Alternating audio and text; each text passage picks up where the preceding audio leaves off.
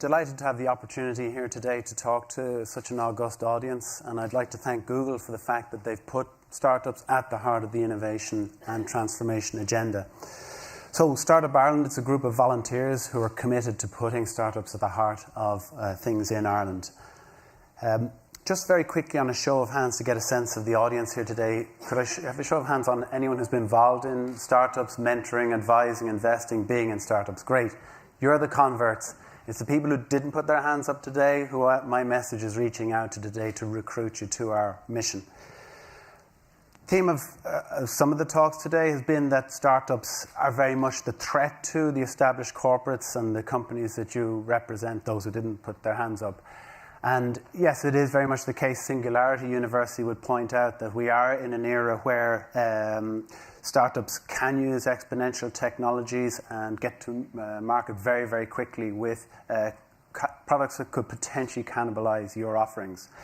And Bain and Company did some research, and they found that 10 years ago it took 15 million to successfully scale an early stage software company, and that's now down to a fraction of that can be achieved for 1 million today. Rocket Space are a well-known US advisor on Accelerator space to corporates, and they make the case that small teams of individuals now can achieve what really in the past could only be achieved by governments and large corporates like Google. So if startups are what it's all about, how are we doing in Dublin? The Central Bank of Ireland did research last year, and they found that startups are the largest net contributors of new jobs in our economy. So the startup agenda is an extremely important agenda, and Dublin needs to be at the start of that. This is a research report that was completed in 2012, the Startup Genome. It compiled an international ranking of the top 20 startup ecosystems in the world. Unfortunately, Dublin didn't appear in that. They judge it on the basis of startup activity, the amount of risk capital in the ecosystem, the founder mindset, like how ambitious, is the typical tech startup. Do they want a 5 million company, or do they want to be a world beater? And other factors. I would say from personal experience, the stage we're at in Dublin is very much stage number 2 there in terms of maturity, the hype stage.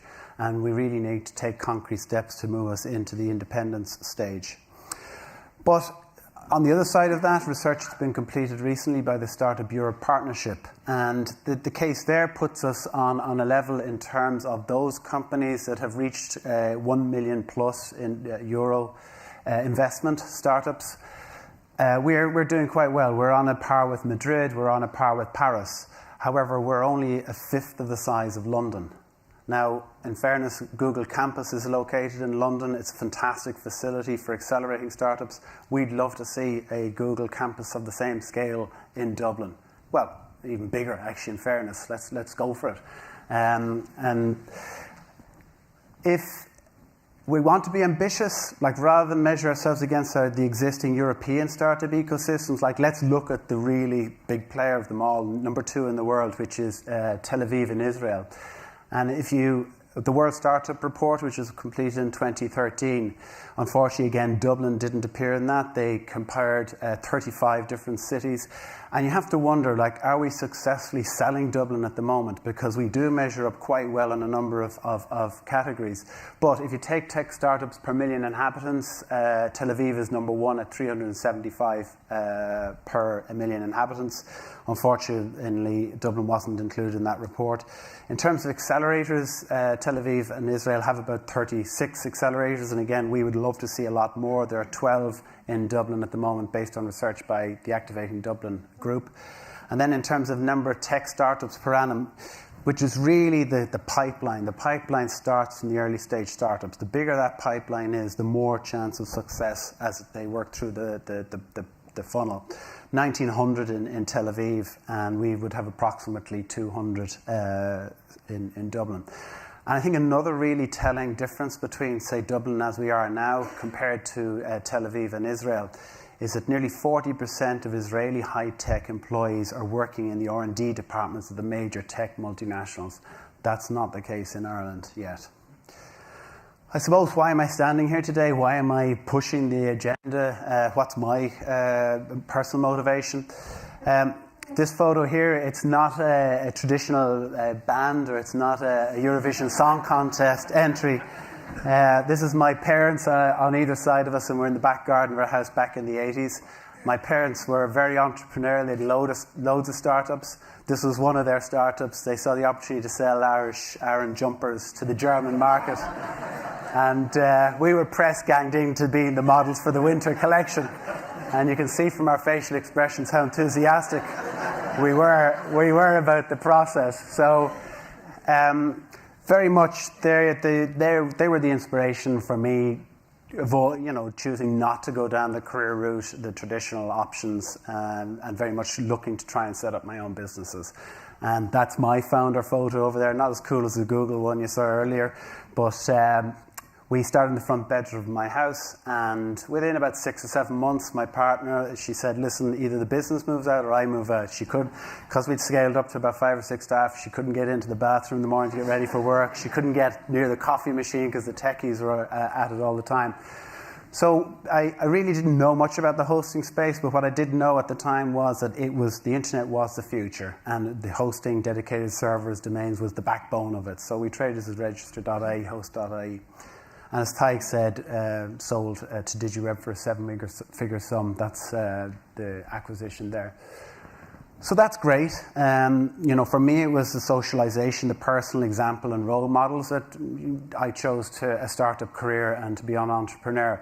That's not going to do it for Ireland. That's not going to get Dublin to #1 startup capital in Europe, if not the world. We really need a lot more entrepreneurs, as Minister Bruton has said. And we have quite a serious cultural challenge on our hands to achieve that. I was recently in the Royal Marine Hotel, and the conference of the Institute of Careers Guidance Councillors was there, and I got chatting to a couple of them.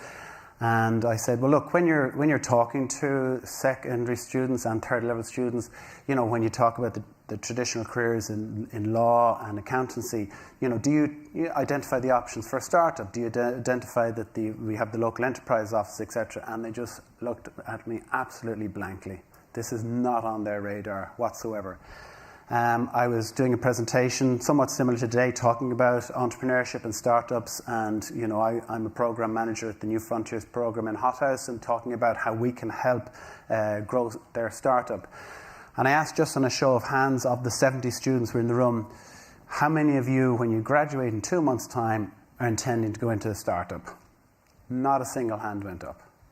And I said, well, this is part of the cultural problem we have at the moment in Ireland. Then again, when you think about what the typical entrepreneur experience is in the first 2 years, is it a really appealing option to people? It's a hard slog. You're going to end up working 74 hours a week. You're going to end up making huge sacrifices. And the really tough thing is, if you're in the B2B space, the average enterprise sale can take nearly a year and a half, earning the trust, getting the traction, getting those critical meetings. So we're talking about a different class of a person, a different type of motivation. And these entrepreneurs are people who really are motivated by making a difference. And that's why it's so important that our corporates have these people working within their business rather than being outside on the threatening side of things. So like in the typical startup, there's going to be Fheis. This is one of the guys on the New Frontiers program, Vince. He just got some good news that he received an investment in his company. He's absolutely delighted himself, and I just happened to be passing him at the time and grabbed his photo. There's also going to be lows. Unfortunately, this is statistics from the States, and after 6 or 7 years, approximately 60% of startups fail. However, I would point out the stats for some of the accelerators are actually far, far better. So if you are a startup who's been on an accelerator, you have a better chance. So the reason I'm here today is I have an ask. I would like to propose a different model where, rather than we have an adversarial startup versus the corporate world, where the startup is out there to eat you up and disrupt your business models and cannibalize you, my approach would be that, well, look, the reality is the average startup depends on their first corporate deal, their first PO from the big companies to validate them, to be able to raise investment. So there is a huge degree of dependency. And there is a really great model out there where this can be facilitated in a really structured way, and you can get startups working within your organization successfully to the benefit of both parties. And that's Wyra. We're lucky to have in Dublin here the Wyra Accelerator down on the Quays. And Wyra are part of the kind of Startup Ireland group, trying to make a difference.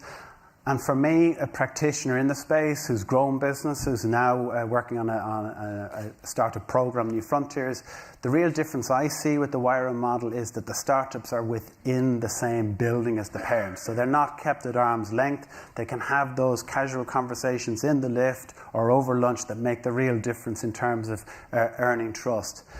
The Wyra model is a global accelerator model, so you really, from the word go, the startup is thinking internationally. Whereas for your typical startup, they're thinking, well, it's a really difficult, how do I get out of Ireland, how do I get out of UK market? And then they're very much championed within the parent multinational. So the startup is welcome within that organization, and the introductions are made and facilitated.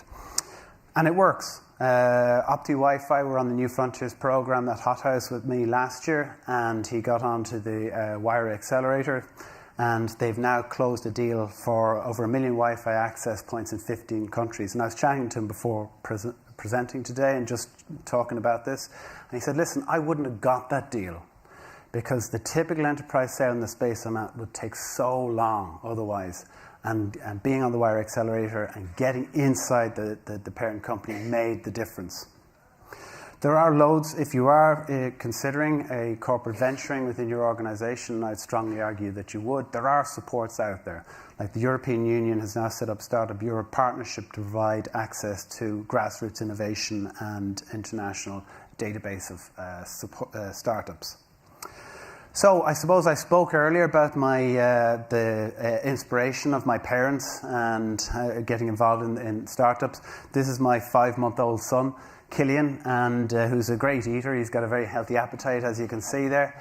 He's very much my motivation. Like, my personal goal is to see that by the time he's going to secondary school, by the time he's sitting down with the guidance counsellor, startups, the whole area of entrepreneurship is very much top of the list of career choices for people.